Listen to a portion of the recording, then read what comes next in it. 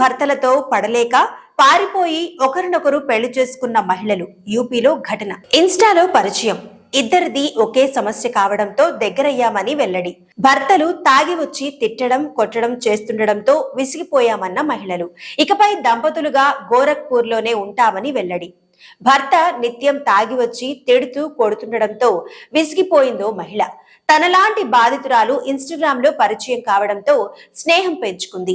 భర్తల ఆగడాలను ఇక భరించలేక ఇద్దరు ఇంట్లోంచి వెళ్లిపోయి ఒకరినొకరు పెళ్లి చేసుకున్నారు. ఉత్తరప్రదేశ్ లో జరిగిన ఈ వింత పెళ్లి గురించిన వివరాలు.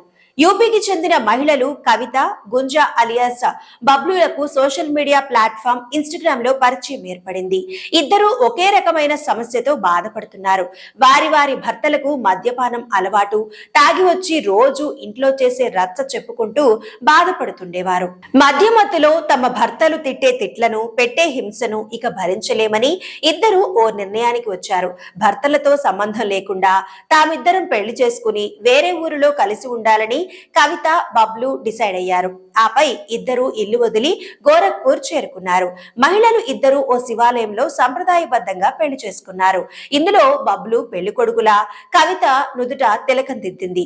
ఆపై ఇద్దరు దండలు మార్చుకుని 7 అడుగులు నడిచారు. దంపతులుగా మారిన కవిత, బబ్లు ఇకపై గోరఖ్పూర్ లోనే ఉంటామని, ఏదైనా పని చేసుకుంటూ జీవిస్తామని చెప్పారు.